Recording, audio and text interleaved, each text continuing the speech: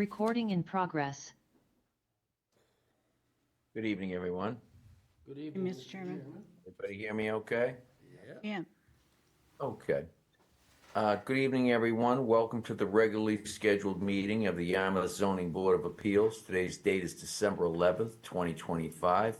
My name is Sean Igo. I'm the chairman of this board. We will now convene the meeting. This is a hybrid meeting and is being recorded. We will begin by taking a roll call for a quorum. Mr. Martin, I am here. Mr. Neitz, I'm here. Mr. Mantoni, Here. Mr. Panabianco. Here. And I'm here as well. Having formed a quorum, we will now begin the meeting. The first matter on our petition is, on our agenda is, actually, it's a decision 4509. It's a memorandum to file seeking a modification of decision 4509. This concerns property owned by John and Barbara Hannon, trustees of the Center Street Realty Trust, 41 Center Street, Yarmouth, Port, Mass. Are they here tonight? Yes, Mr. Chairman, Mr. Hannon can come up to the table. Have them come on up and join us. This is the advisory. Okay.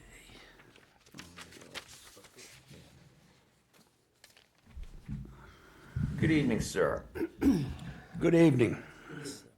Could you state your name for the record, please? John T. Hannon. Okay. Mr. Hannon, I have a memorandum to file here regarding your property located at 41 Center Street in Yarmouth Port. It's for the board's review. It's a draft memo to remove the accessory apartment restriction from decision 4509 to reflect the changes from the Yarmouth zoning bylaw and the Massachusetts Affordable Homes Act. Is that your intention tonight, sir, that you're seeking to remove that restriction? Yes, it is. Okay, all right. Well, I'm going to read this into the memo, into the record. It's a memorandum. And it says as follows, if everyone, all the board members have that in front of them. It says, relief was previously obtained from the Board of Appeals in petition 4509 on March 31st, 2014, to create a family-related accessory apartment at the property.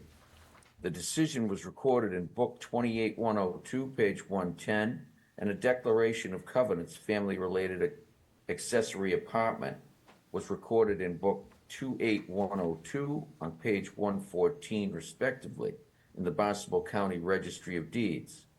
Subsequently, the Commonwealth of Massachusetts enacted the Affordable Homes Act, effective February 2nd, 2025, which permitted a market rate accessory dwelling without the requirement of a familial relationship.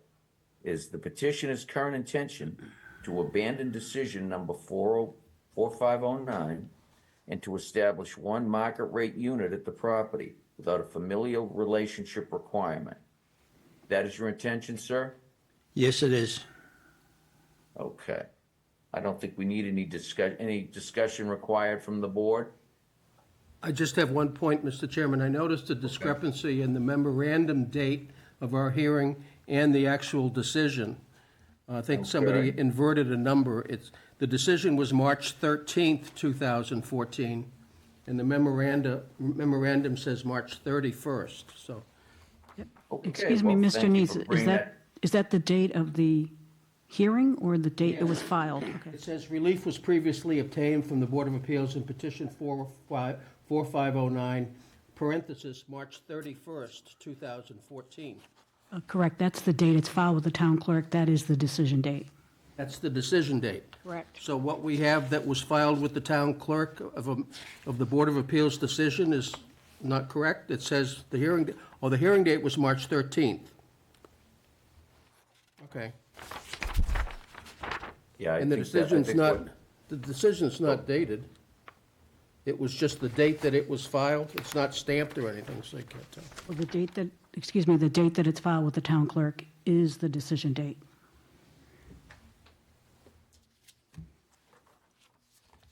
Well, this says 4, well, that's the date it was recorded. It was 4/14.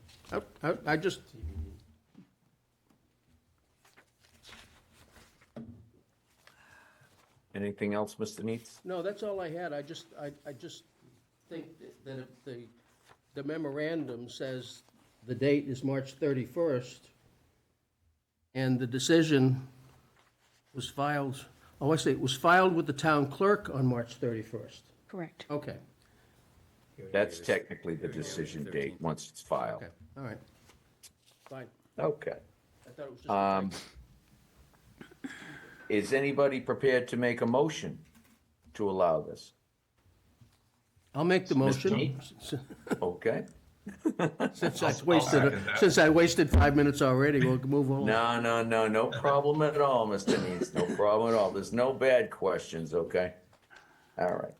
Okay, I'll so a second motion that. was made by Mr. Neitz, seconded by Mr. Panabianco, to declare decision 4509 void without any further obligation on the part of the applicant to abide by this decision, and may seek approval, if any required, to permit the principal dwelling and accessory dwelling unit to remain without any previous conditions issued by this board. Any further discussion? Hearing none, we're going to take a roll call vote. Mr. Panabianco, Aye. Mr. Martin, Aye. Mr. Neitz, Aye. Mr. Mantoni, Aye. and I'm an aye as well. That passes 5 in favor, none opposed. Okay, sir, you're all set. We will, Dolores, I think we have to sign this and have it stamped and give it to the petitioner to take to the Board of Appeals, the Registry of Deeds, correct? Yes, sir. Okay, Mr. Hannon, Yes? we're gonna get this stamped, okay, for you, probably in the next couple days. And then what you need to do is Dolores will contact you, our administrative assistant to your left, and you can just come over and get a copy of that. And if you need to take it over to the Registry of Deeds and record it, and if you could just bring a copy back for our file, we'd appreciate it. Okay, I'll do that. Okay, do you have any other questions, sir?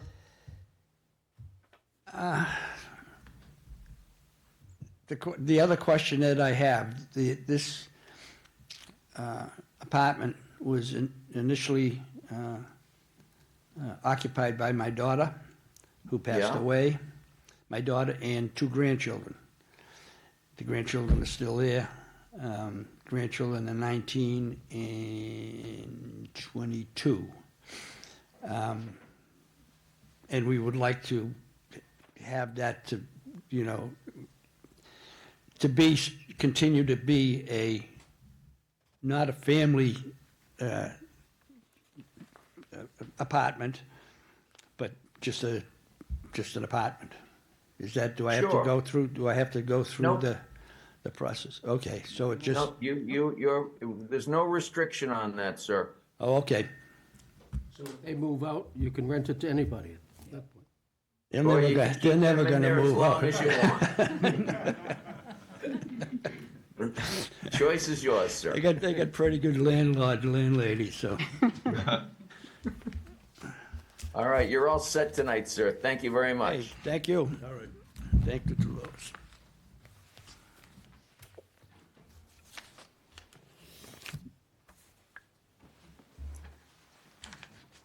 All right.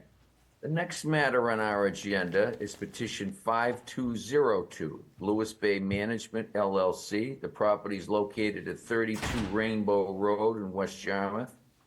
It's in an R25 zoning district, and the applicant seeks a special permit per 104.3.2 subparagraph 2 and/or a variance from section 203.5 for front setback relief to construct a 380 square foot addition to a pre-existing non-conforming dwelling.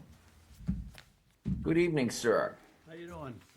Good. Could you identify yourself for the record, please? Yes, I'm Ed Stafford, the agent for Gary Howland for 32 Rainbow. Okay. Could you tell us a little bit about what you want to do over there tonight? Sure. We want to add around 400 square foot addition, and obviously it's a pre-existing and non-conforming structure right now. The setback off the front where our addition is going, the closest setback for the existing house right now is 22.5 feet.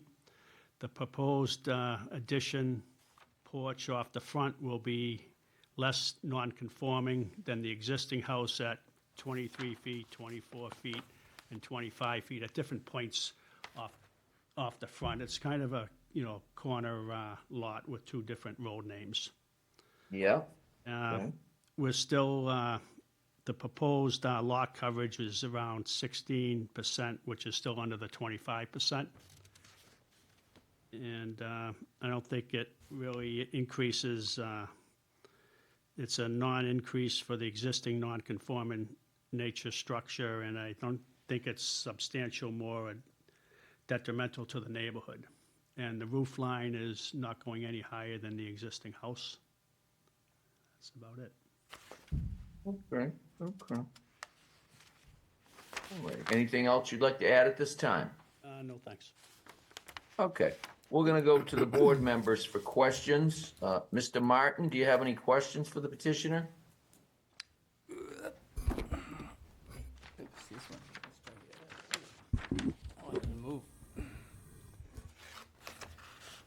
Actually, this may be a question for anybody who can answer it, I guess. Mainly for you, Sean. If a property is already non-conforming by side setbacks, front setback, or whatever the case may be, which it is in this case being 22.5 feet to Bayberry Road, do they need to get relief?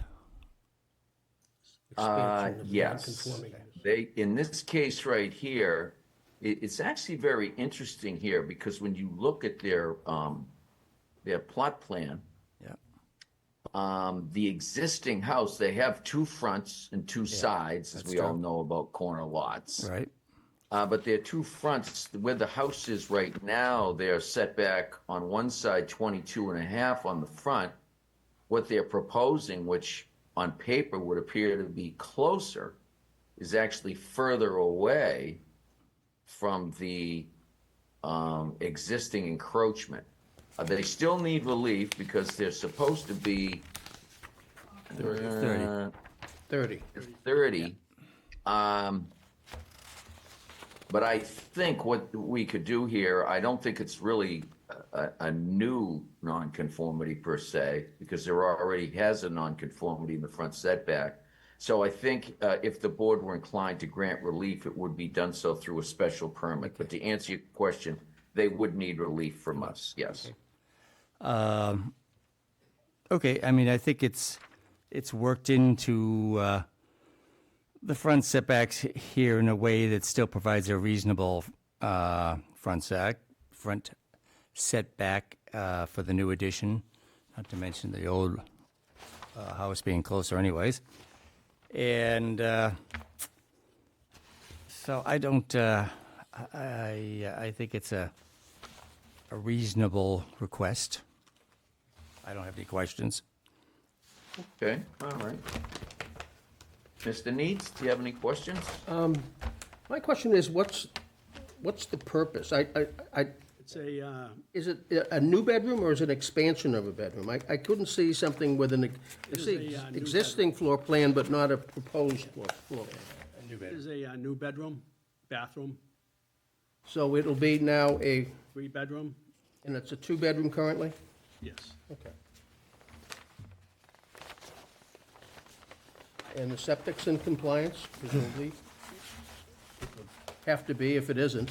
Yes, it That's is. out of our purview, but, okay. I have nothing else, Mr. Chairman, thank you. Okay, thanks. Mr. Mantoni? I don't have any questions. Seems reasonable request to me, so I'm fine with it. Mr. Panabianco? No questions. I agree with you, Mr. Chairman, that I think it's a special permit under Chapter 40, Section 6 for an extension. I think that's the right way to go, special permit, but no questions. Seems reasonable. Okay. And I have no questions at all. Again, I think it is a special permit is the proper form of relief. I'm looking at it, those corner lots, as we know, can be very difficult to to navigate when we have petitioners come before us, given the setbacks with two 30-foot setbacks being front setbacks. It's hard to fit these houses on it. I think it is an interesting way they fit this one on, and I agree with the board that I think there's sufficient frontage remaining here after their proposed addition that would not be substantially more detrimental to the neighborhood. So I think it's a reasonable request, and I plan on supporting it. Dolores, is there anyone with their hands raised? No, Mr. Chairman. Okay. Was Is there there any anyone correspondence? in the audience that wishes to speak in favor of this petition? If so, please come to the microphone. Seeing none, if there's anyone who wishes to speak in opposition to this petition, please come to the microphone. Seeing none. Is there anything else that you would like to add, Mr. Stafford? No, I'm all set, thank you. Okay, all right. Then we're going to close it to the public and begin board discussion. Does anyone want to begin a discussion, or is anyone prepared to make a motion? I would move to, let's see, accept a special permit, or to approve a special permit for petition 5202 as requested. Okay, no conditions, correct? No conditions. Okay. Second, Is there a second to the motion? second. Second, okay. Motion made by Mr. Martin, seconded by Mr. Mantoni. Any further discussion on it? Hearing none, we're going to do a roll call vote. Mr. Panabianco, Aye. Mr. Mantoni, Aye. Mr. Neitz. I'll vote aye, but I just wanted to comment that in lack of any correspondence or opposition, I think it's certainly something that falls within our purview. And I was thinking when I looked at it at first that it made sense, but if all the neighbors were opposed to it, it might have had a different result, so. Okay, all right. Noted. You're an aye, sir? Aye. Yes? Okay. And Mr. Martin? Aye.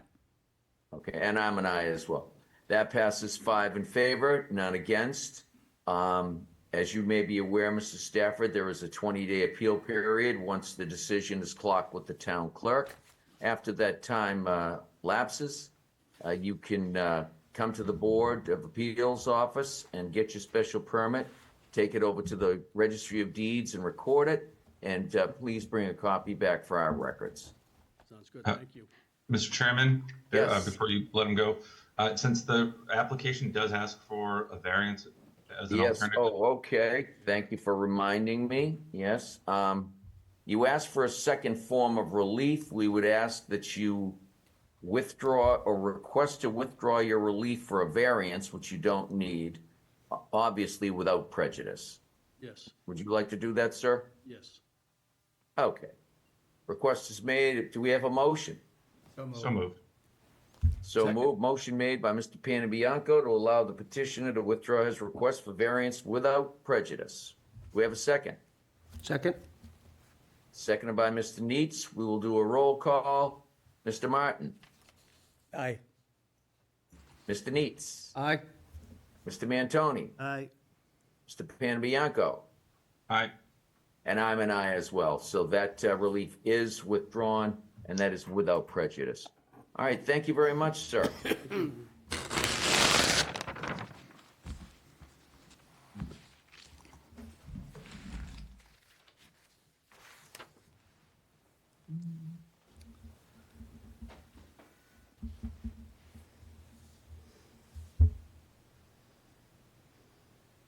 Okay, the next matter on our agenda is petition 5203. That's the town of Yarmouth. The property location is at 451 Forest Road in West Yarmouth. This property is in an R40 zoning district, the APD, and Zone 2.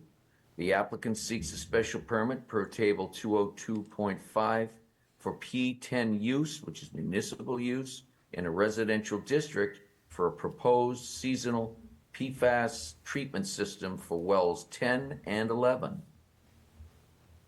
Do we have a representative from the town of Yarmouth? Yes, Mr. Chairman, Ms. Rosala is online. Oh, you're online with us. Good evening. Yep, and we also have Tyler Bernier from Kleinfelder, our consultant. Okay, very good. Okay, we'll zoom them both in. Who would like to present? You there, Tyler? Tyler, you got your hand raised. Can we bring him in, Dolores? There he is. You're muted, Tyler. There we go. We're getting there. There he is. I'm here now. I don't know. It's a little slow to join. That's all right. Good evening. Could you identify yourself for the record, please, sir? Good evening. Yeah, I'm Tyler Bernier. I'm the project manager and engineer for Kleinfelder, who's the town's water system consultant. Okay, and ma'am, could you please identify yourself for the record as well? Laurie Rosala, I'm the water and wastewater superintendent in the town of Yarmouth. Okay, all right. Mr. Bernier, you're going to present? Sure. If you'd like me to pull up some plans, I can certainly do that. I Okay, can if you start just off wanna by give us just an giving a overall- little bit of. Sure. Yeah. I'll give you a high-level overview. So the property at 401 Forest Road is currently and has been used since the 60s or 70s as a municipal water supply parcel. There are 2 pump stations located on that parcel that provide drinking water to the town of Yarmouth. They're Wells 10 and Well 10 and Well 11. In the early 90s, there were corrosion control facilities constructed at those properties. So there are currently 4 municipal water supply structures that are located at the property. The project that we are undertaking does not propose any changes or modifications to those buildings or their outward appearances. There is some minor electrical work that is required, within the panels and running some new conduits and things like that. But as far as the building structures themselves go, they will remain untouched throughout this project. The primary purpose of this project is to install some activated carbon filtration vessels at the Well 10 site, which is the site that's accessed off of Forest Road. Those vessels will hold activated carbon and are used to filter out PFAS and meet the EPA's new regulations on those contaminants. Okay. Is there anything else you'd like to add at this time? I don't think so. If you need me to pull up plans and walk through anything, I could do that. But if I don't know then, that no, I we- think that I covered it. I don't know that we do at this time. What I'm going to do is I have some correspondence that I want to read into the record. The first one is a memo from the conservation agent, Joe Gerolimo, addressed to the Board of Appeals, dated November 24th, 2025. And it says as follows, regarding petition 5203, 451 Forest Road, West Yarmouth. At its October 16th, 2025 hearing, the Conservation Commission heard a request for determination of applicability for proposed seasonal PFAS treatment facilities for wells 10 and 11 within the riverfront area and the buffer zone to a bordering vegetated wetland. The Commission voted 5 in favor, 0 against approving a motion to issue a -2 and -3 determination. Therefore, said work does not require the filing of a notice of intent, subject to the following conditions. Any disturbed areas be restored by planting native woodland ground cover. The determination of applicability was issued on 10/21/25. I also have a site plan review comment sheet of which you were kind enough to file responses to. So I'm going to go over that, just in case anyone, if everybody has that, we're going to go over that right now. Again, this is regarding the subject property, site plan review comment sheet, comments from building, per table 202.5 P10, use in a residential zoning district will require a special permit from the ZBA. Response, an application for a special permit for P10 use in a residential zone will be submitted to the Zoning Board of Appeals for a hearing, which was taking place tonight. Community development, their comment, ensure adequate screening from Forest Road. Response, there is ample foliage to provide screening from Forest Road. See attached photos 1 through 3 taken from Forest Road looking towards the well 10 site. Engineering, comment, inspect and repair 24-inch CMP culvert as needed. Response, see attached photos 4 and 5 of the 24-inch CMP culvert. The culvert will be supported during the proposed water main installation. Replacement of the culvert would require excavation work in the 2 wetland areas that it connects. These wetlands are federally regulated as waters of the United States. This work would require permitting from the USACOE, which is outside of the scope of this project. Additionally, the timeline required to obtain these federal permits would jeopardize the town's SRF funding by extending the current schedule beyond the required SRF deadline. So by that, is it fair to say you're not planning on doing anything with that culvert? Is that correct? That's correct. Okay, all right. We have a comment from Water Department to provide maintenance of infiltration basin. Response, the Yarmouth Water Department will maintain the infiltration basin once it's placed into operation. Right? Fire Department. Comment, propane storage will require a permit from the fire department. Emergency pull station will be required for KOH and maintained along with signage for chemical storage, parentheses KOH. Response, the project specifications require the contractor selected during the bidding phase to apply for all necessary permits from the fire department. The KOH chemical feed infrastructure is being partially replaced in kind as part of this project, not substantially changed, and emergency procedures are not being modified as part of this project's scope. We do not believe that modifications to the emergency systems are required. Health Department, comment, will any of the buildings have any bathrooms or hand washing or eye washing stations? If so, what kind of wastewater treatment will there be? Response, there are no new buildings being constructed as part of the project. Health, hazardous materials, comment, are we correct in understanding that 1, the fuel source involved is propane, 2, there are no additional hazardous materials involved with the project other than the 90-gallon KOH day tank, 3, the existing 1,500-gallon KOH tank has secondary containment in the form of the countersunk concrete floor of the building. Response, yes, the emergency generator will be fueled by propane. 2, the 90-gallon day tank previously existed at the site but had been relocated to another facility since well 10 was removed from service. The replacement of the 90-gallon day tank does not represent a new or increased storage of hazardous material. It is required to restore the facility to its original operating condition.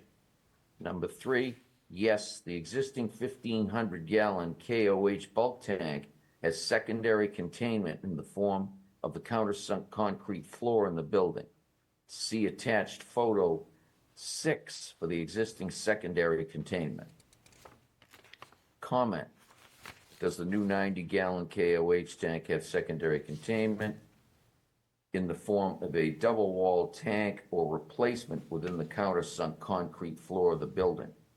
Response, yes.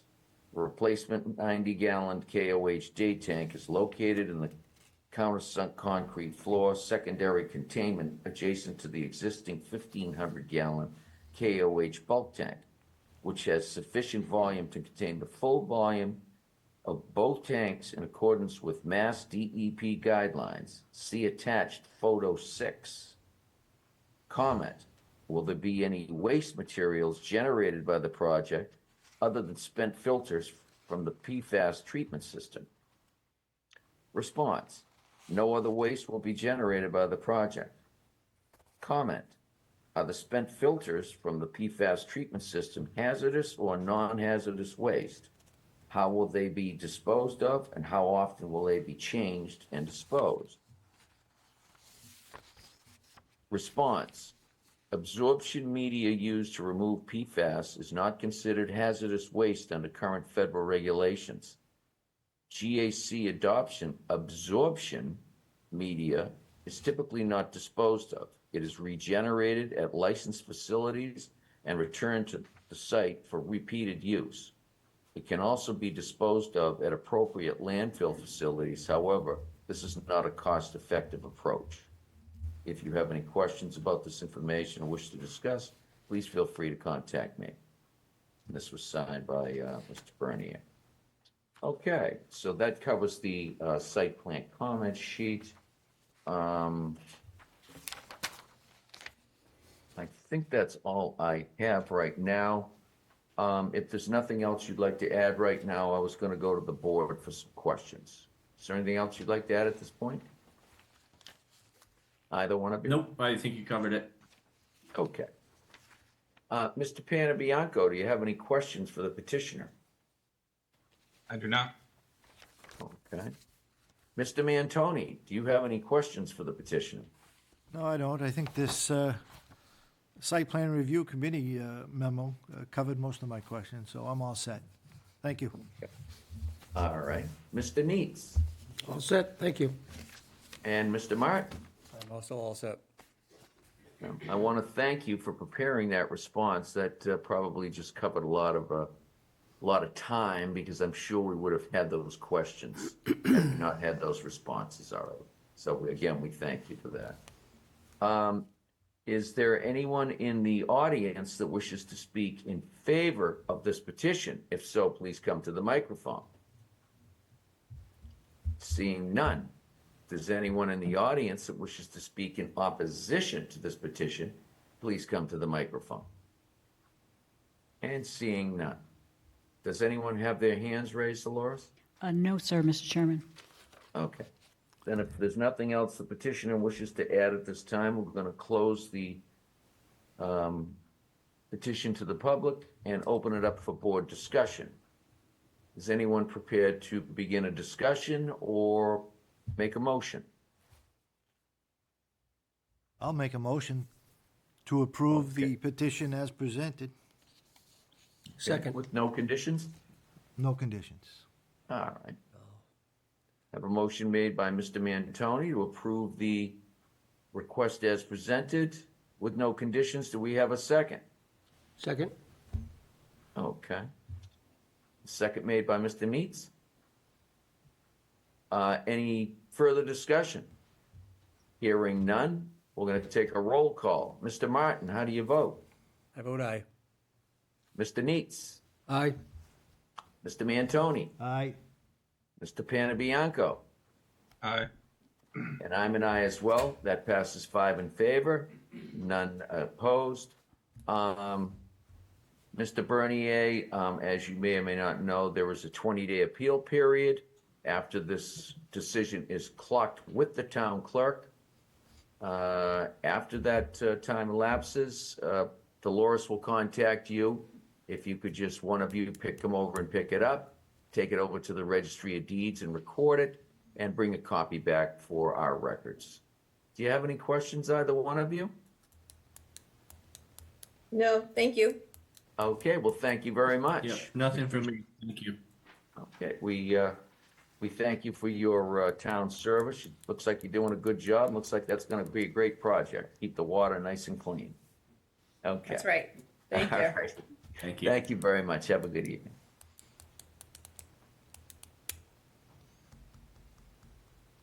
All right. The next matter on our agenda is petition 5204. This is Daniel and Rebecca Gerard.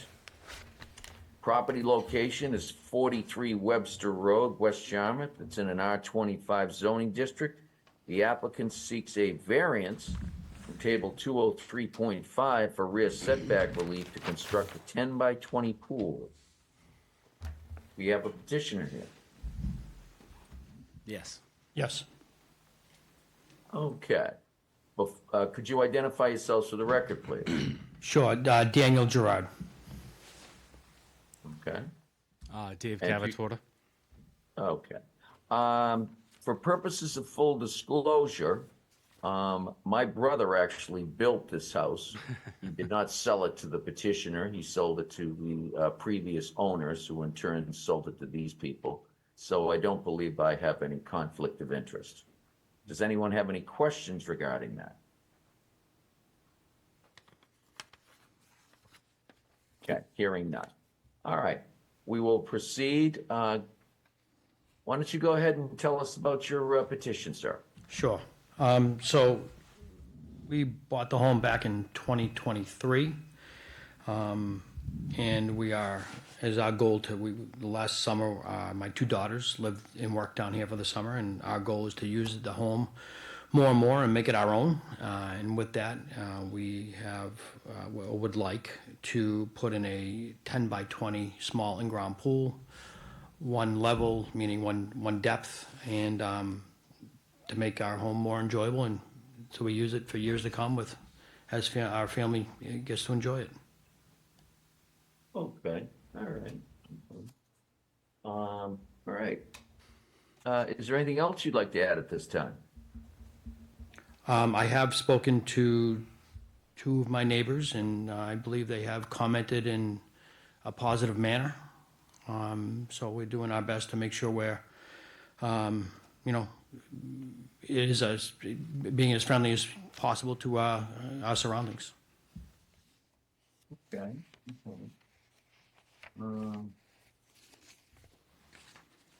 All righty, all right.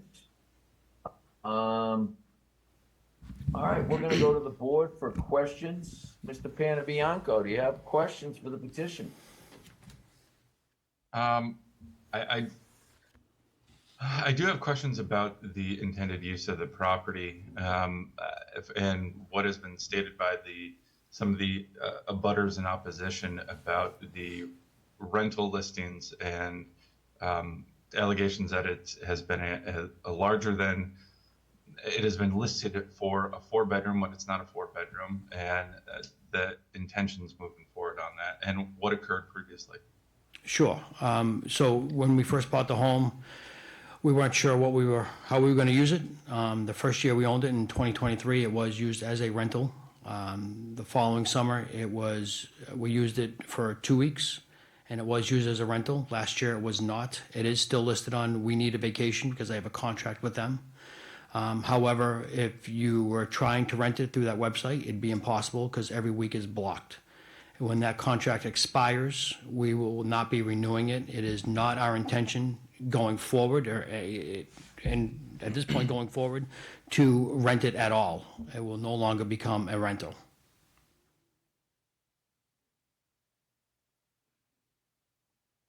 Did that answer your question? I'm sorry. Yep, answer my question. Okay, thank you. Anything further, Mr. Panabianco? Not at this time. Oh. Mr. Mantoni, do you have any questions? Is the patio part of the construction, or is that currently? There are two patios there, so where it says on the plans patio and patio, those are existing. Where the pool is, we will build a patio around all of that. I believe, Dave, there'll be a retaining wall that'll be part of that also. that will tie those two patios together. Okay. So that, the hatch line, The hash line is going to be the That's- new part. okay. Yes, yes. And then, so currently, the house is how far from the rear? So it's 30 30, 30 it's some odd 30, feet? it's 30 feet 5 inches. So technically, we're trying to put a 10 by 20 in, and the reason why we're asking for that variance is basically for a safety thing as well. We technically could put the pool in because there's no setbacks for a pool off a house in Yarmouth. But we're trying to pull that back so we can have accessibility to go around the house, you know, for safety reasons, for if there's a fire, if somebody needs to get by, or whatever the case may be. So we're looking for that easement. It's 15 feet on each side, and then it's 20 feet in the rear. So we're asking for that extra. It's not a very big pool. It's only about 5,500 gallons. Now, is that, that hatch, is that elevated at all? No, it's not. It's going to be in the ground. It's also going to have an automatic cover on it, the ATSM one that it's you know, turnkey automatic cover that goes across it. There'll be nothing out of the ground. It'll be flush with the ground. Okay. That's all I have right now, Mr. Chairman. Thank you. Thank you. Okay, Mr. Neets? There was mentioned in one of the letters, some concern about the depth of the pool, 4 feet. Is it 4 feet consistently? So yes, this one will actually be 54 inches. Most normal pools in their shallow ends are 3 feet, as you know.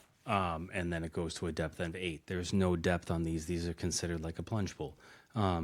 So it's one depth all the way across. It's just a set of stairs coming in, and that's it. And you've been in the pool business a long time. Is there any concern about, safety concern about having a pool with a limited depth like that? We just have to, with commercial pools, you have to tell everybody no diving. Obviously, the homeowner is going to be doing that as well. But no, there's no issues with that. We can put 3 foot, 4 foot. It doesn't, you know, there's no code on that. Easier not to drown. You could stand up if you're over 4 feet. So. Right. It's more of a lounge, relaxing, Yeah, that's get wet type thing. I understand.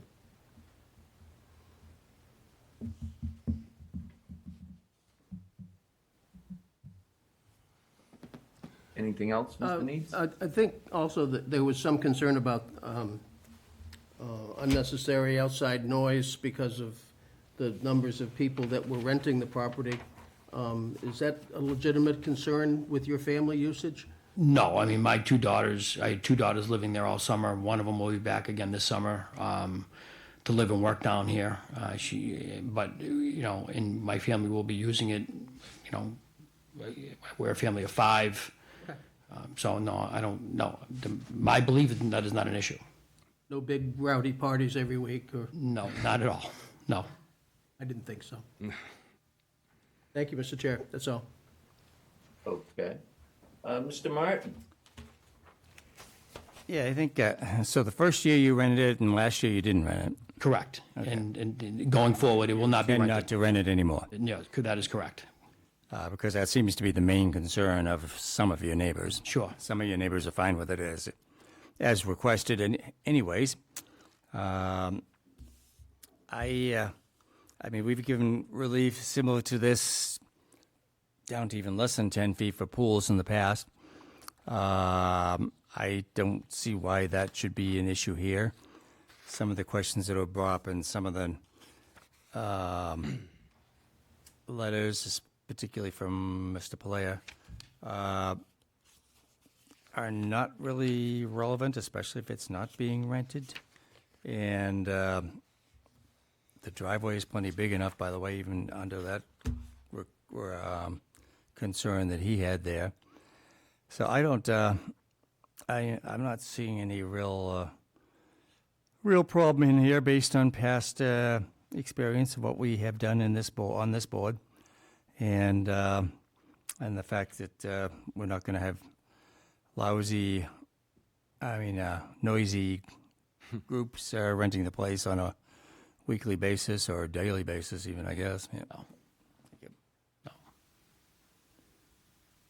I'm not sure we can control that either.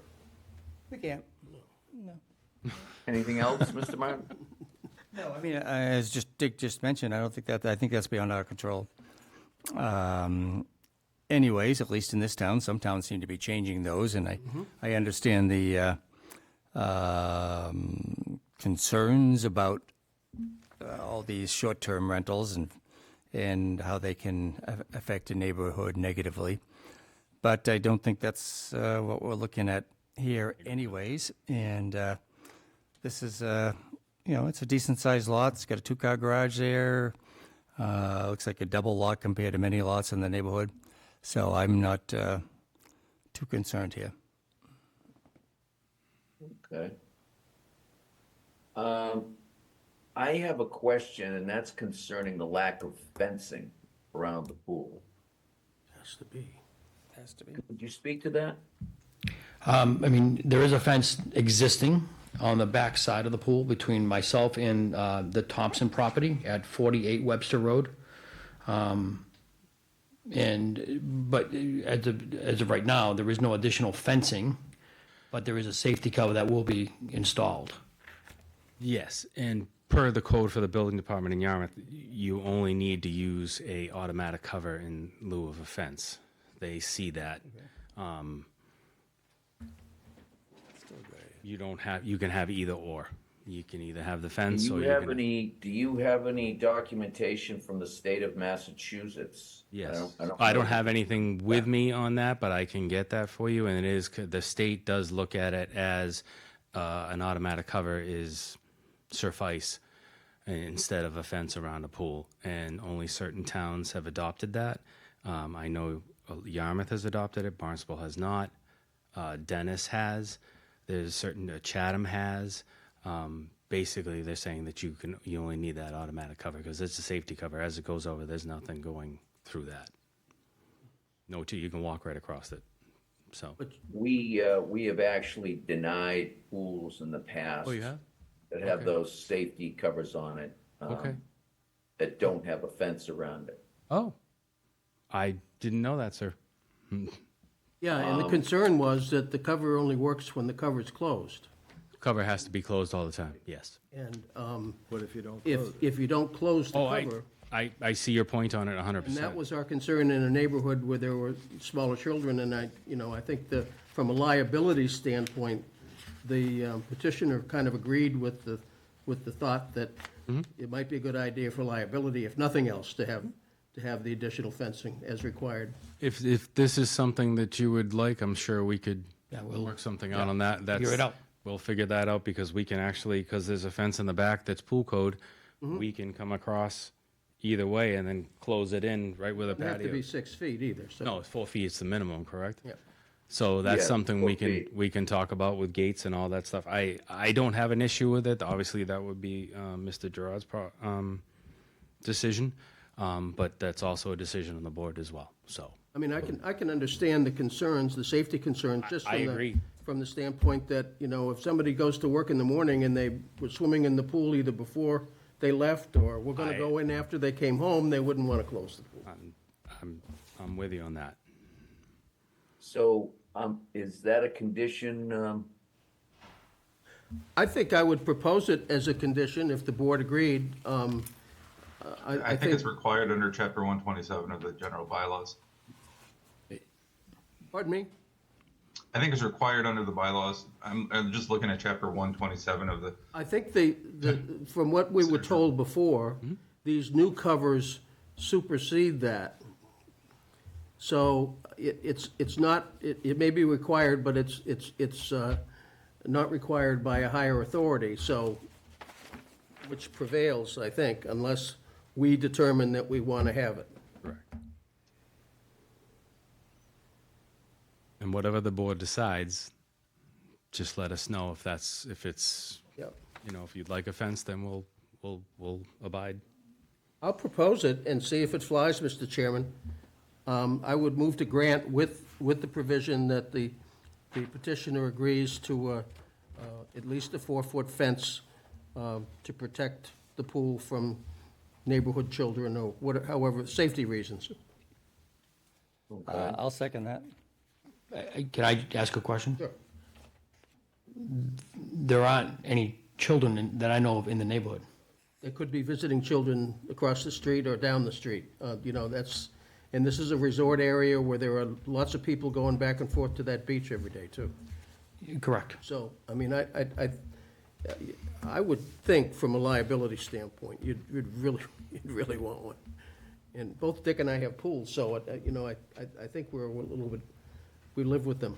We both have fences.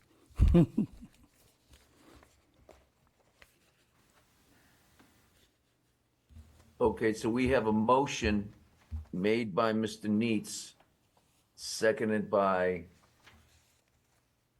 Mr. Martin? and we do have, I did want to just say before, we do have some letters from some abutters, but Yeah, we we have a letter of support from Mr. Michael Thompson, who's in the rear of your property. Let me just read these into the record, and then we're going to address Mr. Neatz's motion. You're gonna wanna specify. This is addressed to Dolores Fallon. I think they can go across here. I'm reaching out regarding my neighbor Dan Gerard at 43 long as Webster it's Road, around Michael the Thompson, who along with his wife is applying for a permit to install a 10 by 20 in-ground pool in their backyard. Dan mentioned that they are requesting a variance from the current bylaw to reduce the rear property line setback from 20 feet to 10 feet. This adjustment will allow adequate space for safe access, such as for a stretcher or ladder to ensure proper emergency response if needed. As an abutter to the rear property line, I would like to confirm that we have no objection to this request, providing that the construction design for the pool considers the downward grade to the lower elevation of our property relative to Mr. Gerard's property. We want to be comfortable that there are proper controls around any drainage and backwash activities such that there is safeguard against pool water encroaching on our property. Thank you for your time and consideration. Best regards, Michael Thompson. I take it you're gonna make sure that there's no drainage into the rear lot? No, sir. Okay, all right. Let me just run down these. I have a letter from Helen Maravellis, and she lives at, well, she's got a 90 Orchard Street in Boston, Mass., but I believe she's one of your neighbors. Hello, regarding the petition above, I'm a close abutter, 3 houses down at 55 Webster Road. My family has been vacationing at this address for about 27 years.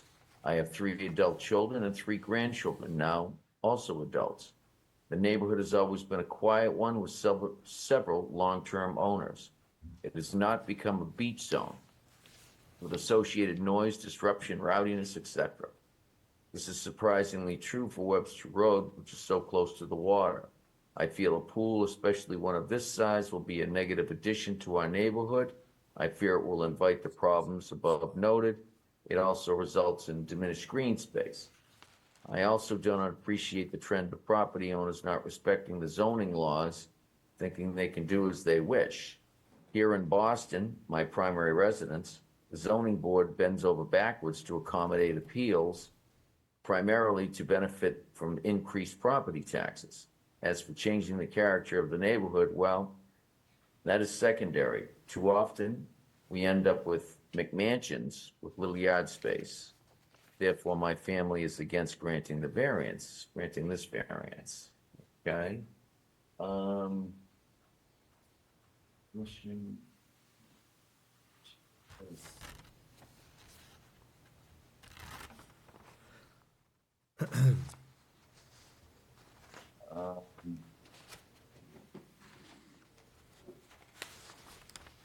Okay, this is from Don Palea, who lives at 44 Webster Road.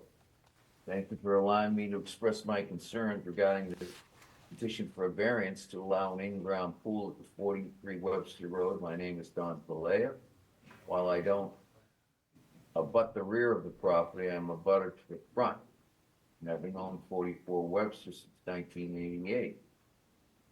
This part of Webster Road, characterized by small capes and ranches on small lots, has long been a peaceful neighborhood. However, the construction of a large rental property at 47 Webster Road in 1995 disrupted this tranquility, and the addition of another rental property at 43 Webster in 2021 only added to the concerns.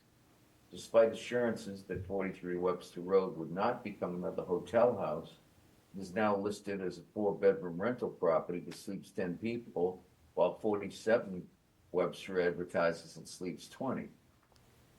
I oppose the variance for several reasons. The town of Yarmouth zoning bylaw for short-term rentals aims to protect the residential character of the neighborhood, yet this has not been the case. Noise disturbances have been frequent, and I am no longer willing to overlook them. Additionally, a 4-foot deep pool poses safety risks, especially to unfamiliar tenants. Property owners live out of town, and the addition of a pool only attracts more short-term renters, exacerbating parking issues and affecting the neighborhood's quality of life. So referencing the town zoning bylaws for short-term rentals, I am not in favor of this variance. I guess what he's saying is he's against this as a result of short-term rentals. I'm not seeing anything relative to the pool, but I think we've already addressed your intention relative to the rental, so. Yes, that is correct. He is opposed to that, and I know you've made an explanation. I've read the other one. And there's the one. Okay, I have one more. This is from William Talcott. I'm reaching out regarding our neighbor, Dan Gerard, at 43 Webster Road in West Yarmouth, along with his wife, are applying for a permit to install a 10 by 20 in-ground pool in their backyard.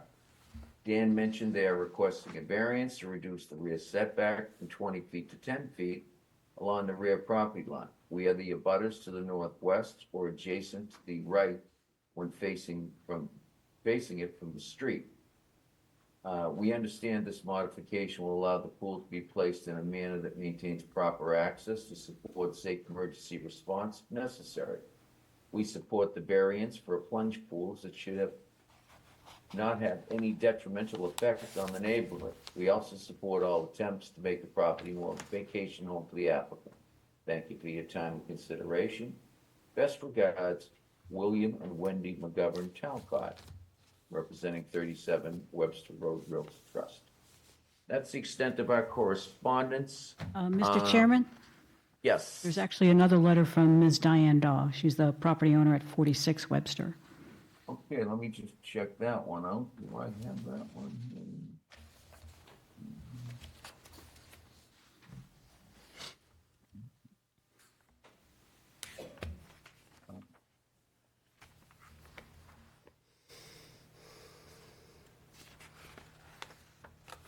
Yes, okay. I have this one in front of me. This is from Diane Daw, just to Dolores Fallon. I am writing to express concerns regarding petition 4205-204, proposed plan to install a pool at 43 Webster Road. As the owners of 46 Webster Road, which has been in my family since 1996, I have seen the petitioner's property develop from a small vacant lot of many years to a lot with a large home, including the separate media game room listed as a short-term rental. The original construction plans came before this board in approximately 2020 as a 3-bedroom home with a 3-bedroom septic system, which plans drawn up by Richard Cadillac, that should be Ronald Cadillac, I think. It is currently advertised as on We Need a Vacation, number 38568, with pictures as a 4-bedroom, which could sleep 10.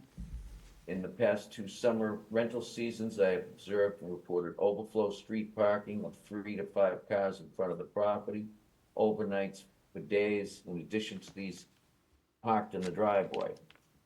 This practice obstructs an already narrow street and has prevented me as well as my immediate neighbors from readily accessing our own driveways and could impede passage of emergency service vehicles.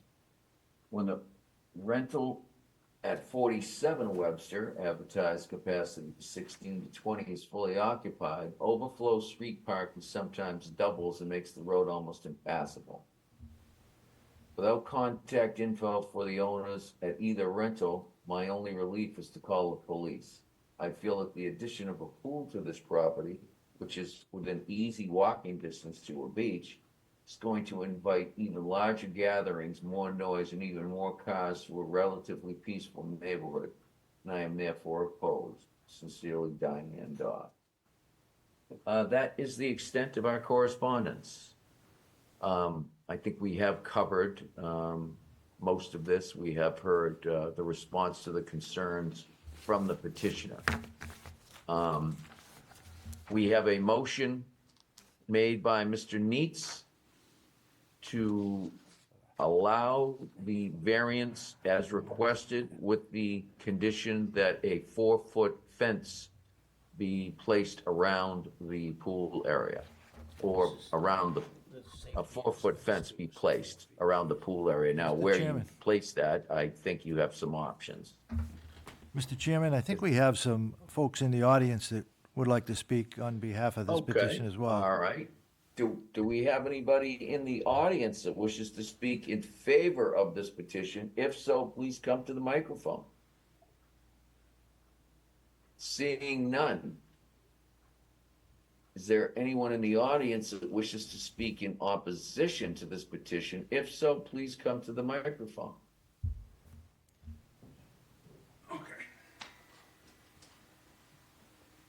Thank you.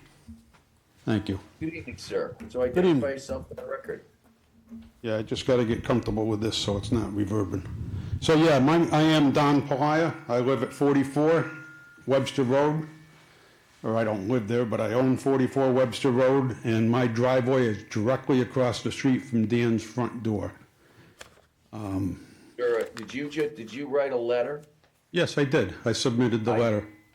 I just read your letter into the record. Do you have anything additional to Well- add? Yes, I do. So when I submitted that letter of opposition, I was not aware of this affidavit that had been filed with the town, as nobody reached out to me for support.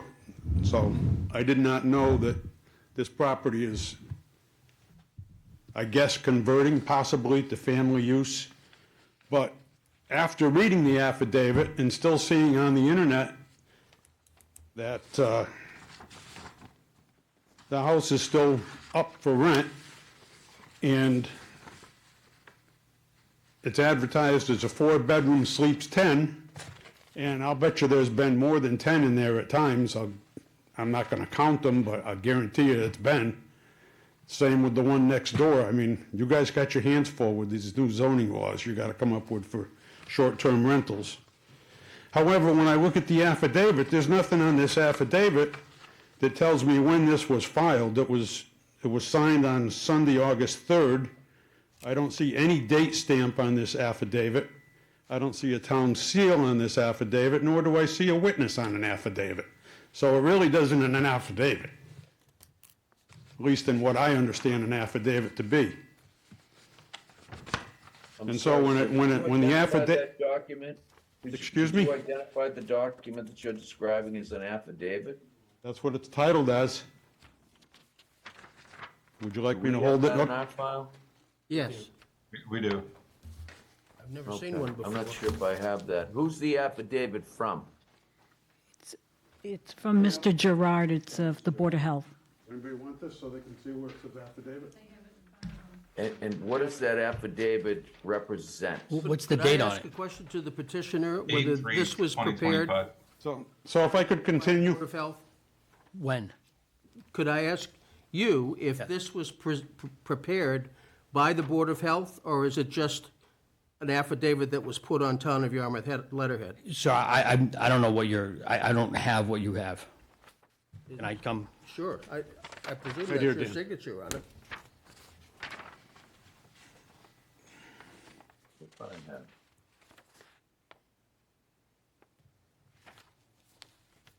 Oh, I see. Yeah, I have it here. Residential property not offered to Yes. rent. Yeah. Was that provided to you by the Board of Health like this? Or did you prepare it? I prepared it and submitted it because they requested I submit it. That we're no longer renting. Okay, so did you do the wording in it, or did the Board of Health do the? I did. You did the. No, no, I just filled in, I just did. Okay, you worked just right- filled in- I just filled it in. Okay. Sorry, It's representing, Mr. Chairman, that it was prepared, the affidavit was prepared by the Board of Health. Well, this appears to be, and I have it in front of me, this appears to be an affidavit basically saying that you're not gonna rent your property, and if you do, you Then- have to come into the town and register with the health department, obtain a rental occupancy certificate Right. in accordance with chapter yes. 108. Yes, that is correct, yes, That's all I'm, that says, so. Not binding forever. Right, it just, it doesn't say you can, it says that if you plan on doing so, then, you have to come in and register. That's what that is. Is it registered for 2026? no, it is not, and nor will it be. Okay. All right. Go ahead, sir. So my point is that I did not know that this had been filed when I first submitted my opposition.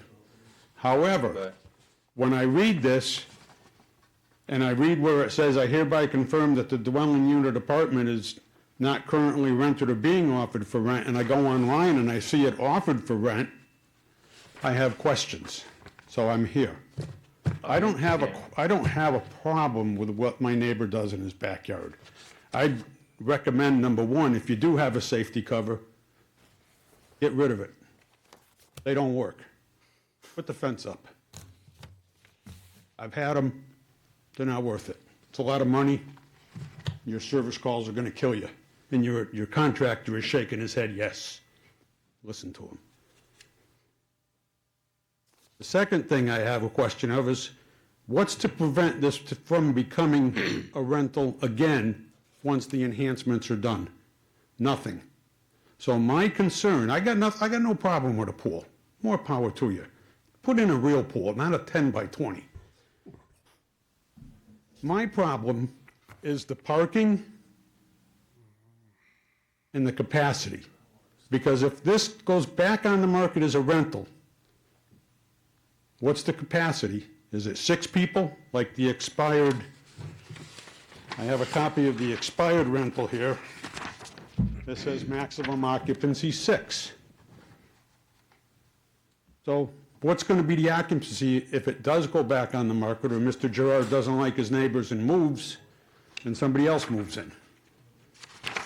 So I would like to, Actually have, okay. I would like to get the occupancy question ironed out, and I would like to get the parking situation ironed out. When the street is lined with, I can help you with both of those. well, when this, okay, how? First of all, we don't have any control over that. That's not our department. Well, it's not. We only control special permits and variances for pools. We don't deal with occupancy. That's the building and the health department. So my suggestion to you is that if you see an excess of cars and people and what appears to be parking beyond what is allowed, then you should contact the health department or the building department and voice your concerns to them. And that would be the proper authorities for you to address those concerns. And then I become that guy worse. All I'm asking that you folks do, before you grant this variance, is to please do a site evaluation of this place. Before you grant it, knowing what the parking situation is. I measured tonight, I got 10 feet between the end of my driveway and where a car is parked in the road. And believe me, there's been cars parked in the road, and there have been loud parties, and you can't get out of the driveway. So all I'm asking you to do is do a site visit and remedy the parking situation. That would be the best thing. Did Well, you? sir, as I told you, well, that Yeah, is I not understand, sir. under our jurisdiction. Yeah, I get that. So have you If folks, it were, we would certainly address it. I would just suggest for you to keep an eye on things and contact the Board of Health or the Building Department, who are the zoning enforcement agents, and they can help you with that, if that becomes the case. But that's where you'd have to go. We really can't do that for you tonight. Or the police department. And we have made site that's visits been to done. the property. the police department has been called. So that's all I'm asking you to do. Do a site visit before you grant it. That's what I'm asking, please. All right, thank you, sir.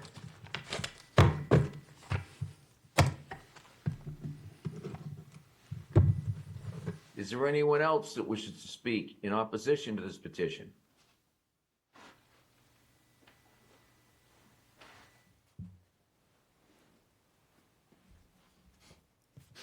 Do we have anyone, Dolores? No, Mr. Chairman. Okay, all right. Then is there anything else that the petitioner wishes to add before we close the hearing to the public? I do not. Okay. Well, we got a little bit off kilter here, and that's my fault. But Mr. Neitz did have a motion on the floor.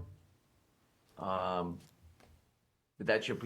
wish to proceed with your motion, correct, Mr. Neitz? Yes, and with the provision for the minimum 4-foot fence around the perimeter abutting the house or the other fence that's there. Correct.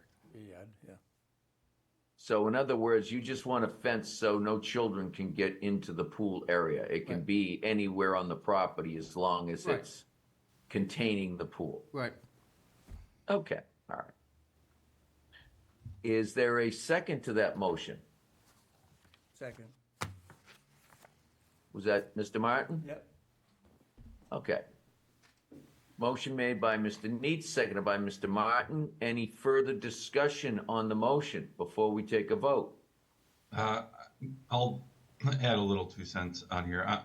I would be a no on this. I don't think it meets the qualifications for a variance. I don't think there are hardships to the property that are unique to the soil topography or the conditions of the building.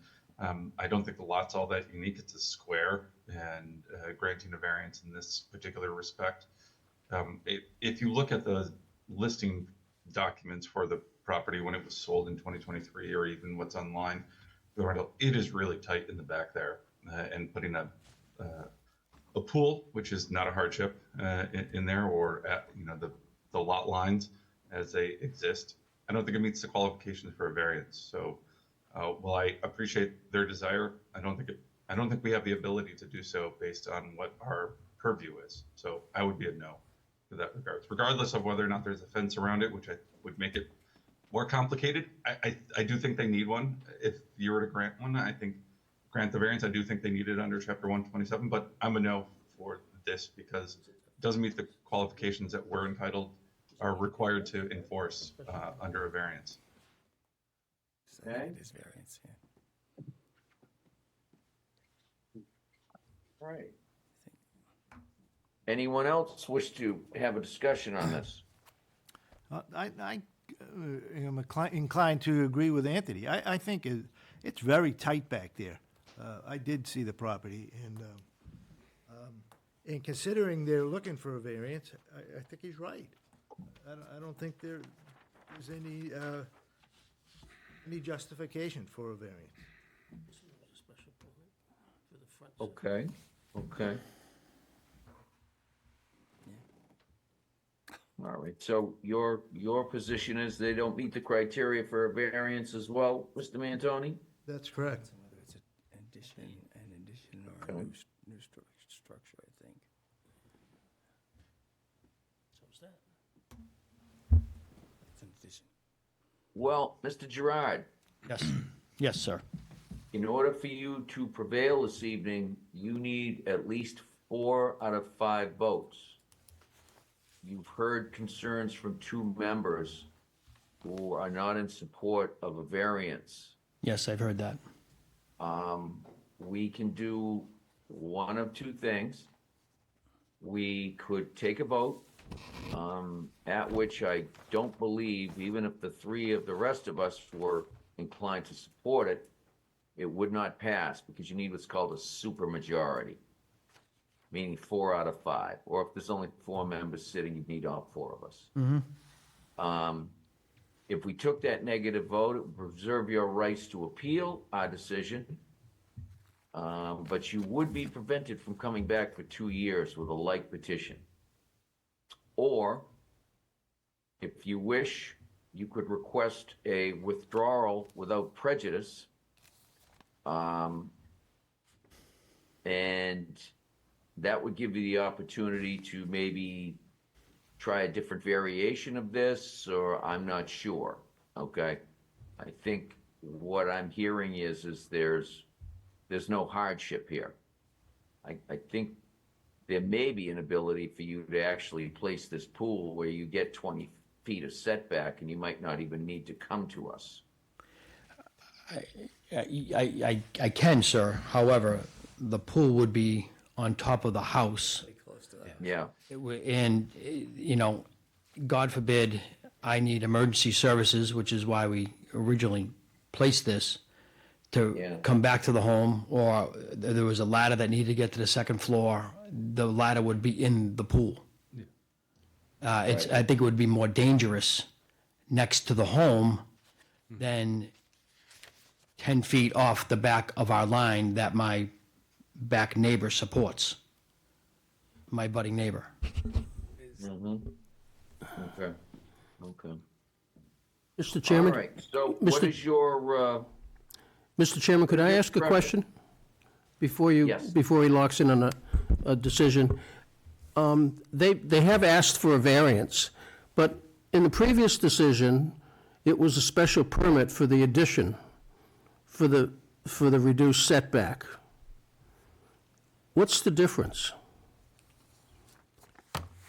I'm talking about the Rainbow Road. oh, the Rainbow Road, Yep, the one that we just approved? the one that we approved with a special permit. I know this petitioner has asked for a variance rather than a special permit, but could you explain to me and to the petitioner and, The last one, the reason why, on the last one, that 2 petitions ago, why it was a special permit, because it was an extension of an existing nonconformity. There was already a front setback. oh, that was less than the prescribed? Okay, Yeah, it wasn't creating a new nonconformity. okay. This is a brand-new Okay. nonconformity and it requires a variance. Yeah. And I'm not sure if he even asked for special permit relief also. No, he asked for a variance, Yeah, Yeah. that's the reason why. so we couldn't grant it as a special permit because it was advertised as a variance anyway, so. Yeah. No. We can give you less than what you asked for, but we can't give you more. So can we change that? Can we go for 5 instead of 10? Is that because 15's on the side? Both side setbacks are 15 and 15. The only thing is in the back is 20. If we gave Well- 5 feet to the house instead of 10 feet, would that suffice anything? It's just, I mean, we literally could file for the permit and obtain it by putting it against the house. We're trying to do something for a safety reason as well, but I'm just trying to see if there's a happy median that we could all come to a decision with, an agreement with. Would that help? Not from my perspective, no. Okay. I just figured I'd ask. Fair enough. That help you?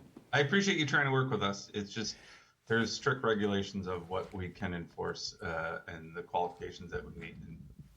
And a rear yard setback like that for a pool wouldn't qualify in this particular instance with this particular property for me. So, just so I understand, and again, I apologize for asking, but this is my first time I've ever done this, so the more I know, the better I will be.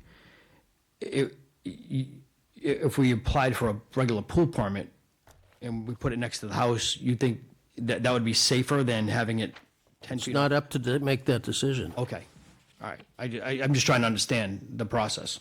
We deal with dimensional zoning rather than safety issues. Understood, thank you, Somebody else does that. thank you.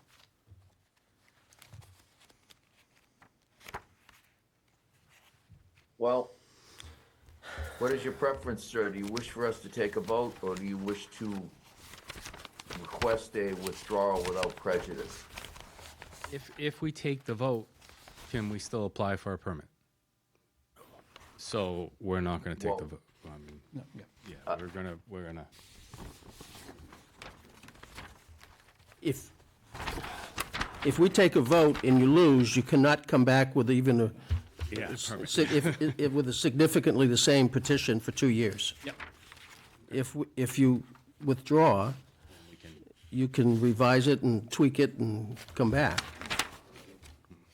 If you choose to do that. Or not come back if you can find another spot where you can do it without, Well, I there mean, is the no, septic on the side, so the septic on the side and the 20 feet is the 20 feet in the back. front yard's available.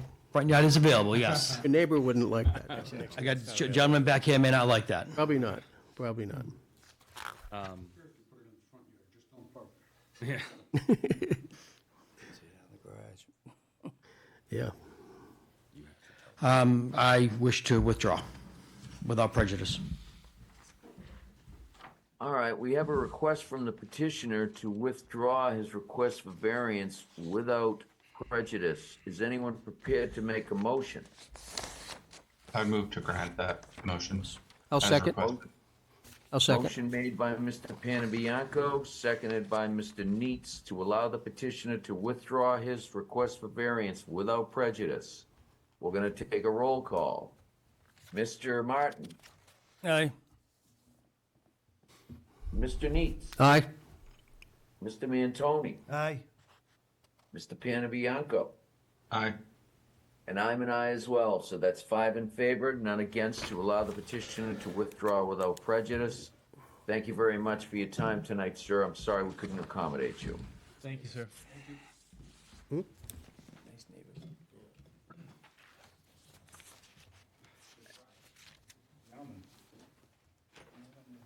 Right. The next matter on our agenda is petition 5205. That's the trustees of Kingsway Condominium Trust. The property location is off Nottingham Drive, Yarmouthport, Mass. It's in an R40 zoning district, and the applicant seeks to modify decision 1321 dated October 16, 1975, to remove the open space restriction placed on the proposed lot, which is the subject of a proposed sale to the town of Yarmouth.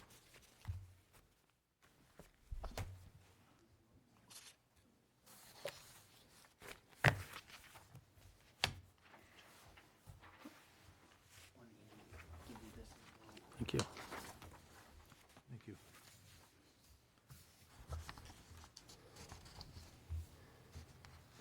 Good evening. My Good name is, evening, sir. If you could identify yourself for the record, please. yes, Michael Kennefic. I'm an attorney over at Moriarty, Beelin, and Gamache. I represent the Kingsway Condominium Trust.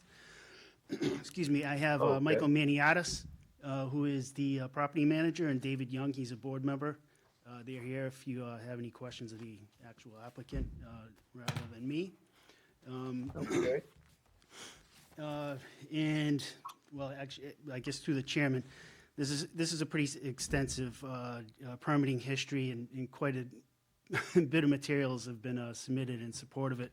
So while I'm going through this, if you want to interrupt me, ask me any questions, absolutely feel free to do so. Like I said, this is a lot. Well, I've taken a look at this. Can I ask you a question here? Is this pretty much a restriction on a piece of property within Kingsway Yes. that was required to remain open space? And at this point, you want to eliminate that restriction to allow you to sell that piece of property to the town of Yarmouth, Yes. who proposes to use it as conservation space? Yes. In a nutshell? Yes, there's an offer to purchase. I believe it was executed on August 27th.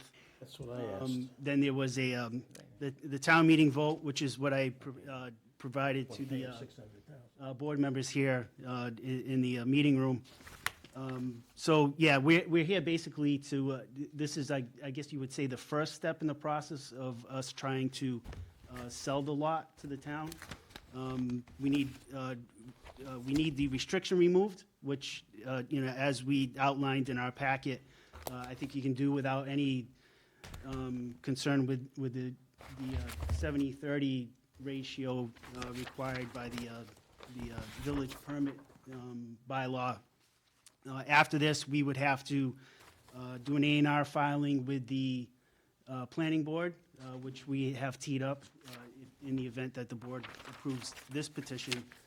And then we have some land court filings that we have to go through as well. So there's quite a bit of work to do. This is the first step, but we're really looking forward to, moving forward and selling this piece of property to the town. I know that the town is, eager to pursue this as well. This is part of I think it's called the town's, oh boy, sorry. Town's open space and recreation plan. My understanding is Yarmouth is looking to buy open space through that plan, and this is one of the properties that they've obviously focused on. Okay. I can go through the permitting history. It's kind of boring. No, we don't need you to do all that. We're pretty familiar with Kingsway. Okay. Okay, so I'll go to the board members for questions in just a moment. But if we were to grant you relief, so if we were to remove the restriction on the condition that the proposed lot is sold to the town of Yarmouth and preserved as conservation land, is that sufficient for you? Yeah, well, I guess, yeah, I think that would be fine. We're looking for, I think we need to release the restriction. I don't know if, just thinking, I don't know if it could be conditioned upon the sale, because I think that would actually kind of gum up the process with the land court, because they would want some sort of a final decision before they. Well, we certainly don't want to cause you any problems up there. You may never get out of there. Yeah. The engineering department and the land court can be pretty tough. Well, what if let me just kind of work with you on this for the language part. What if we were to allow the removal of the restriction on the condition that it remain conservation? I think that would be fine. Okay, with that, you think that's clean language for the land court? I think it probably would be. Yeah, I think that would be fine. That would prevent the town from using it as recreation. Yeah. Yeah. Well, once the town acquires it by statute, it would. If it's coming from conservation, doesn't it require state legislation to remove it? Well, no, if it's conveyed to the Conservation Commission pursuant to the statute, it remains in perpetuity, open space, recreation space. I don't. Pursuant to the statute, yeah. I'm not sure that recreation is a part of conservation, but. It's not. Well, the statute is. Conservation. No, conservation would be strictly conservation. Yeah. Yeah. Just the language of the statute is that it would be open space / recreation. So I guess they could potentially open a walking trail or something like that, but there could never be any kind of a development of this lot under the statute. They do intend to use it with Bray Farm. There are some walking trails, so maybe that's the recreation side of it. Bray Farm has But they also have a lot of other activities too. right. No, I just That are not recreational. Well, what is it? What is the intent of the town of Yarmouth I don't to know. do with it? Are they? Meeting article said conservation and perpetuity. Yeah, it's conservation in perpetuity. Actually, I think it's. That's what it is now. It's just open space under It's just, Kingsway. yeah, right now it's just open space, which But complies it's with owned the by 70/30. Kingsway. Yeah. Kingsway wants to sell it to the town. The town wants to buy it. My understanding is they want to maintain it as conservation land. I think it sounds to me like a win-win. I mean, if Kingsway wants to sell it, Yarmouth wants to buy it and essentially keep it preserved for conservation. But didn't the terms of the permitting depend upon a certain amount of open space? Well, we could certainly, we have the ability to do that. I mean, I suppose someone with standing who wishes to object to this might have an argument to be made, but if it's the wishes of the petitioner and wishes of the town to purchase it and maintain it as open space, I won't speak for the other board members, but I don't really see a problem with that. I've never seen any development or condominium that was required to have open space that was allowed to sell it, regardless of to whom. There have been some properties which, rather than be taxed for their There was some open old space, they did give it to the town. They were old parks or something, or old, they're different. smaller than Right. smaller than legal lots that were designated to be preserved, but they usually went from the condominium or neighborhood association to something else. I would agree with Dick to some extent. It seems a little crazy to be paying $600,000 for money that was to buy land, to protect land that was already protected. Well, I think if it had been explained at town meeting, there would have been a lot more discussion, but I was there and I don't remember hearing much except just a brief outline that it was being sold, the town wanted to buy the land and they wanted to sell. Can I approach the microphone? I'm not presiding, so you'll have to ask the chair. Well, Mr. Chairman, if I could just speak for a second about you had mentioned the percentage. So what happened was, back in 1973, the town, through its Springtown meeting, annual town meeting, adopted what is called the Open Space Village Development Bylaw. There was an amendment in 1974 which preceded the petition, the original petition from Oaks Harbor Association, which was the original owner of the property. Reading through the history, it looks like that bylaw was probably adopted in 1973 or 74 to actually accommodate the Kingsway development, because everything kind of happened almost all at once. One of the conditions in the bylaw, the 73/1974 bylaw, is that at least 30% of the open space village development remain open space. In this case, they developed, pursuant to the special permit that was issued in 1975, they received permission to develop roughly 50% of the land. So they were way over the 30% minimum. In 1975, when they issued the special permit, it's a little quirky. It was almost 51 years ago now. They had what it looked like. They had reviewed maybe concept plans, and there was a condition in the special permit that said, listen, we know this is essentially the way that you want to build this out, but final siting of the buildings, the residential units, and then, there's a clubhouse and everything else, and there's a golf course, you'd have to come back with more definitive plans, which ended up happening in 1986. Green Oaks, they were contemplating buying the property, and there was a condition that, they receive further approval from the zoning board. So you have a second decision that was issued by this board in 1986. It's decision 2268, which basically said, okay, these are the final plans. This is where the buildings are going to go. And actually, this board found that in 1986, there was actually more open space there would be more open space left in the development than what was allowed in 1975.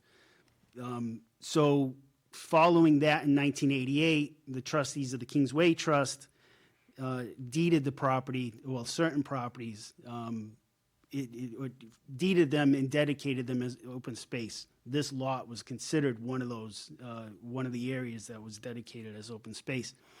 That deed specifically says that it was a total of 99.1 acres.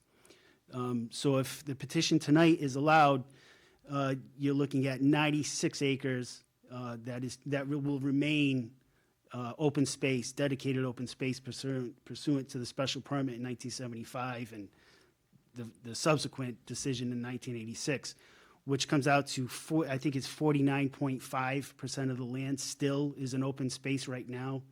We have a certified letter from our engineers, Merrill Engineering, Dina Bumitri. I believe it's Exhibit 9 in our packet. She runs the calculations. So if this petition's allowed, there's still 49.5% of the land still remains open space. So you can allow this petition, and there would not be any issues at all with the bylaw, because we're still, far. Which you say was 30% at the time? It's a minimum of 30%. So if you allow the petition tonight, we're down to 49.5%.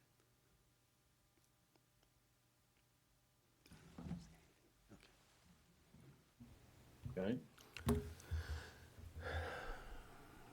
In there, I don't really want to speak on behalf of the town, but my understanding is that there's grant money that's going towards the purchase of this property. I've been in touch with a conservation agent, and I know there's a deadline that we have to meet. We have to consummate the sale by a certain date because there's grant money on the line here. Conservation Trust participating in the grant. Actually, is Conservation Trust related, have any part to do with this?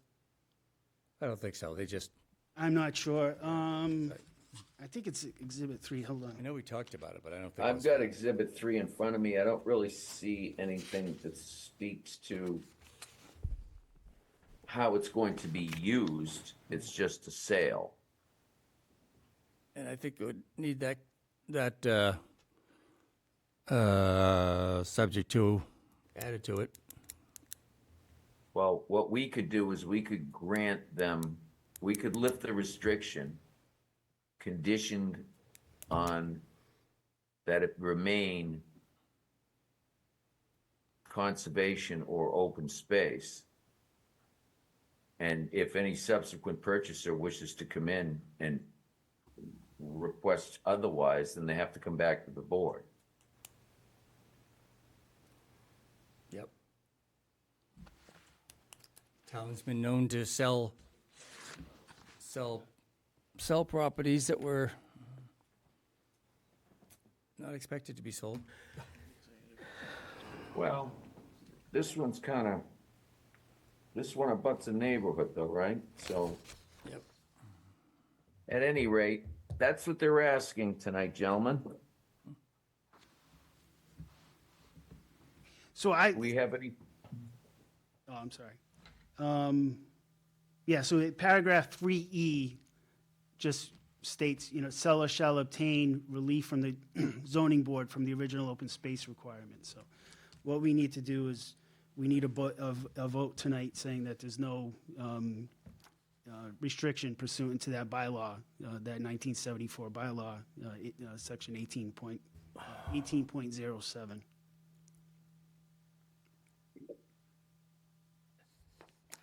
So there's no, so what you're asking us to do is to release that requirement, Yes. And that it remain open space. Yes. So the offer to purchase, which has been executed, was drafted by town council. So we're just kind of going through the checklist. Everything that your town council has required of us is spelled out in that paragraph 3 of the offer to purchase. So this is step 1. Well, I wasn't at town meeting, perhaps the others could chime in on this. What was the representation at town meeting as to how this land was gonna be used? Mr. Chairman, Attorney Kennefic might want to reference the paper you gave us with the article. Yes. Well, I provided it to the members here. Okay, I may have it with me too. You've got a pretty, The No, he article- just did it tonight. Article 11? I believe that Attorney Kennefic just supplied it tonight. Is that correct? Yes. Oh, I just see. I just Oh, received okay. it from Brittany Di Rienzo this morning. It was, obviously, this is dated far after we had submitted our application. I think it's November 28th, 26th. Certified copy and of the. so what town is meeting she article. saying?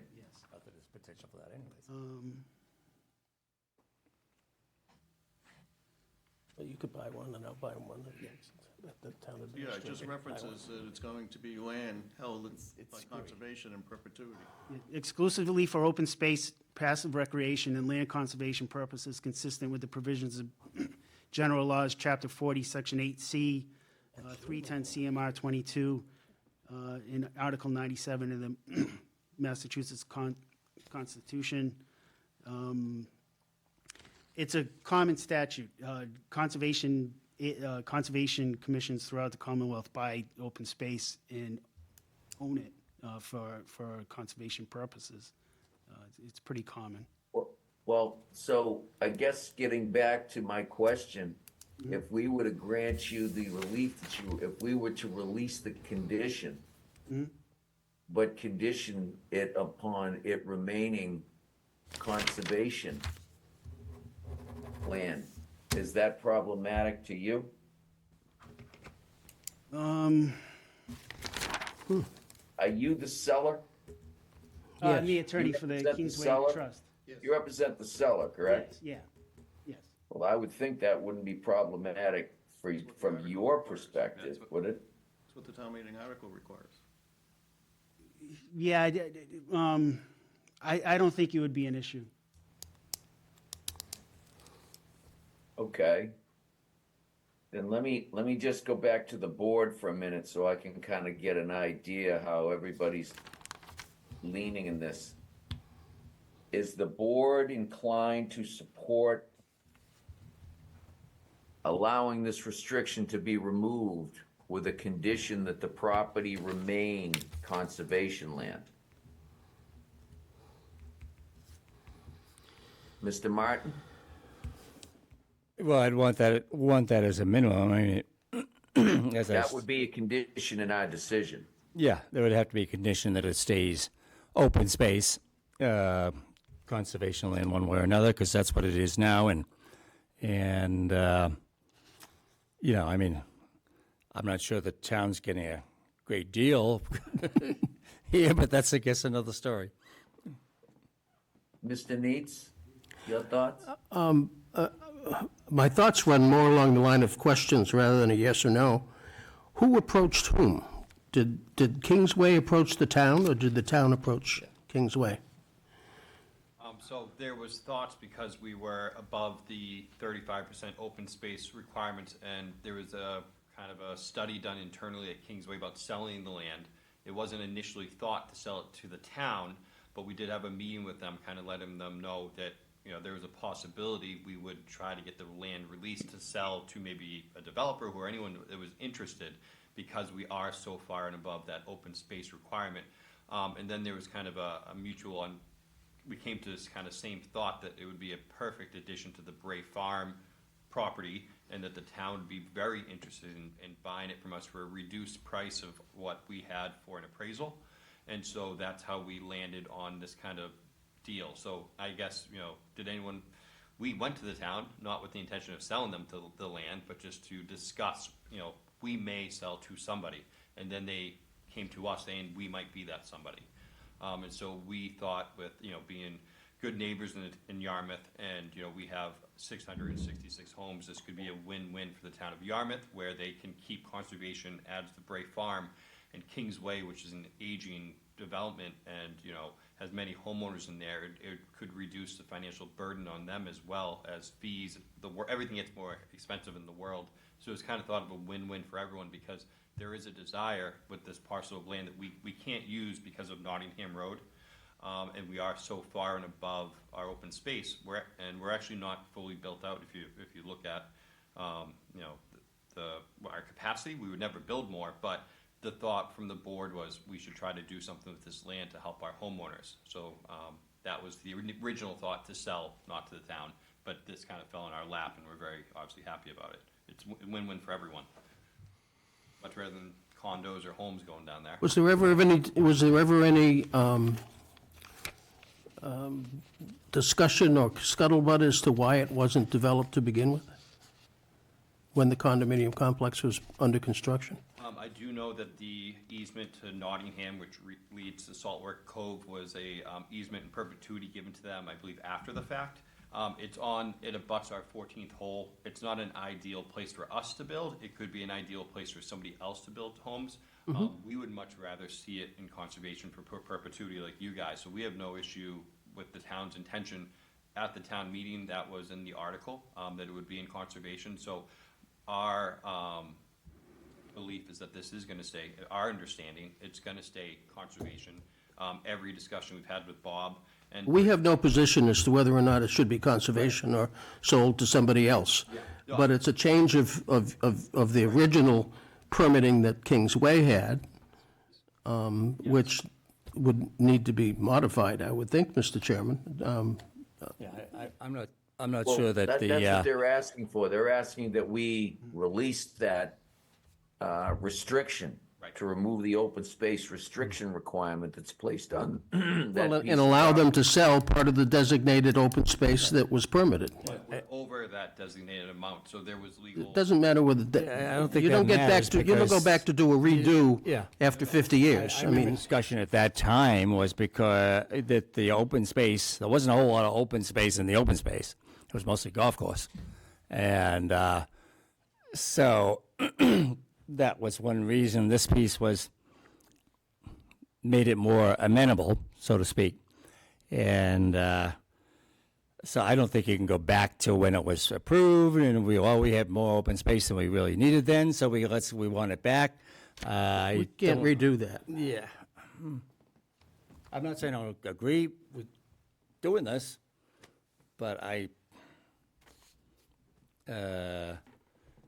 don't think some of the reasoning is justified.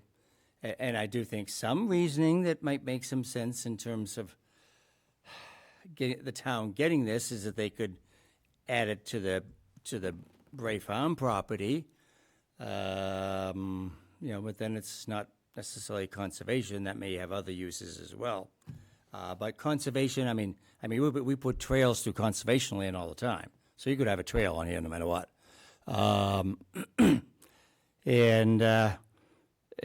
Recreation. It's passive recreation, yeah. And have donkey Yeah, rides and passive. stuff there. No, You know. but you could have a walking trail through here.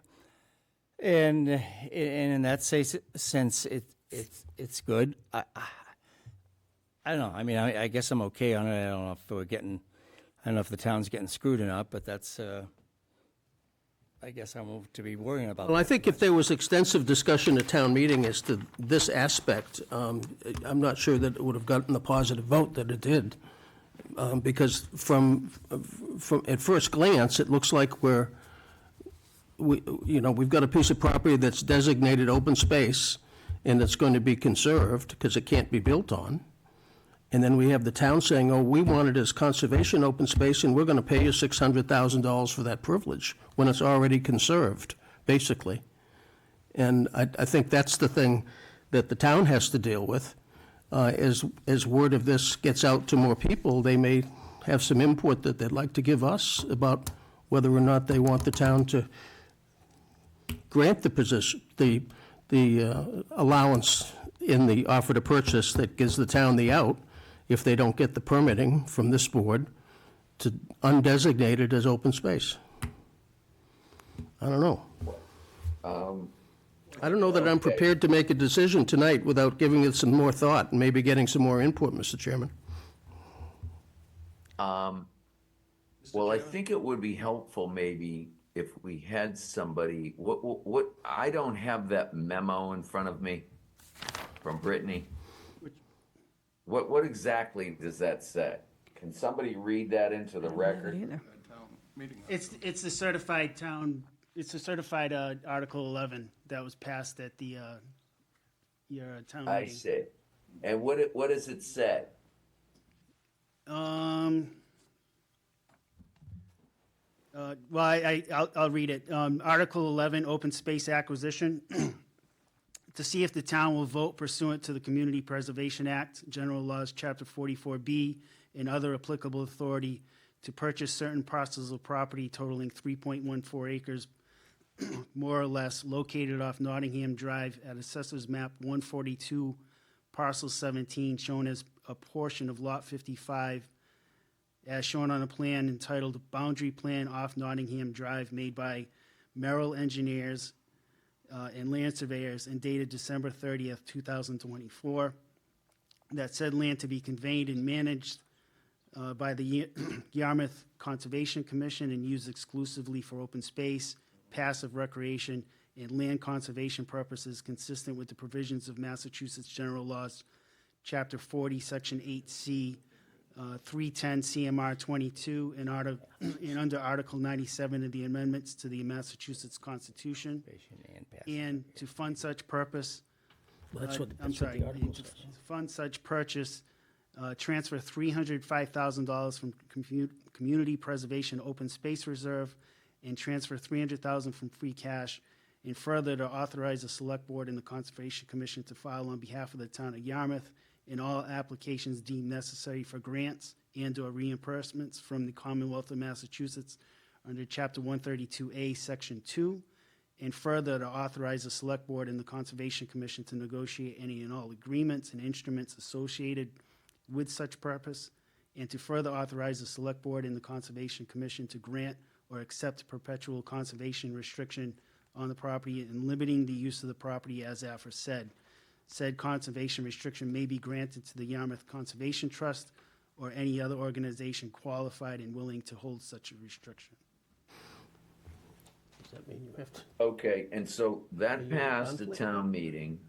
So I guess what I'm hearing is the town wants to take it for conservation, open space, recreational use maybe. Passive recreation. Passive recreational use, but that's what they want to do and they want to buy it. And it appears that that was the intent of the voters at town meeting. And it had sufficient support where it was adopted. So I guess my question to the board is, do we really want to go back in time? I don't know that we should be renegotiating the price or the reasons it should be sold or not. That seems to have been voted on already. I think my position on this would be, if that was the intent of the voters of the town to want to purchase this property for the reasons so stated in that article, I don't know why we would stand in their way. I mean, as a taxpayer, you might object to whether you think it was a good deal or not, but I don't know that this is the proper forum to bring that up. I think that should have been brought up at town meeting. That's already passed, and they're merely here to ask that we lift that restriction to allow them to go forward with the sale. And I think my own personal belief is I think we ought to vote in favor of that. But I will listen to others. But I think that should be, the scope of what we look at here. If I could add, just Mr. Chairman, if it's okay, the attachment that I had sent, that I just read from, also references the recommendations to the town meeting article. The Select Board had recommended passage 5-0 Community Preservation Committee recommended passage 6-0. Finance Committee recommended passage 6-0. And again, this is part of the town's open space and recreation plan. Right.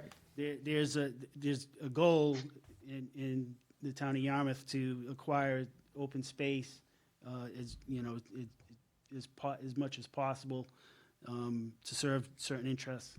In the town Conservation Commission, they've, you know, determined that this is a property that meets one of those goals. Okay. Well, gentlemen, are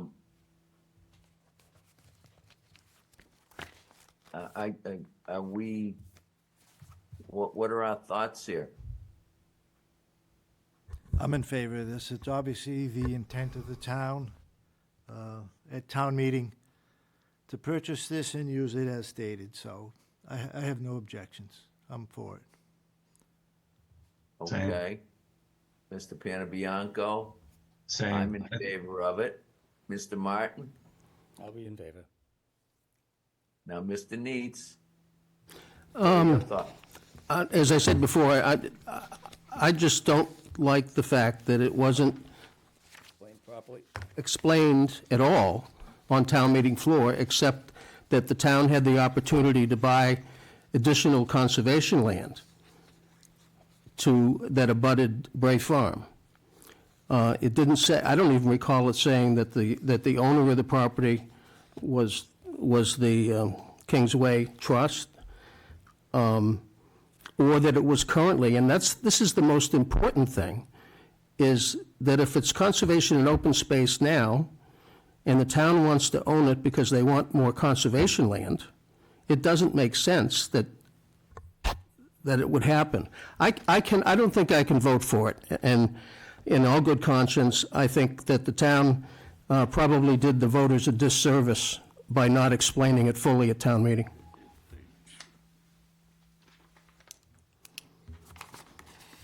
So I take it your no vote would be on philosophical reasons. Yep. It wasn't explained properly. And the purchase and sales agreement, or the offer to purchase, is significantly contingent upon this board's approval to release the land from being designated as open space. Well, I don't necessarily disagree with you. I take your points as all valid, but as I just previously said, I think the forum to make that argument was town meeting. And I understand.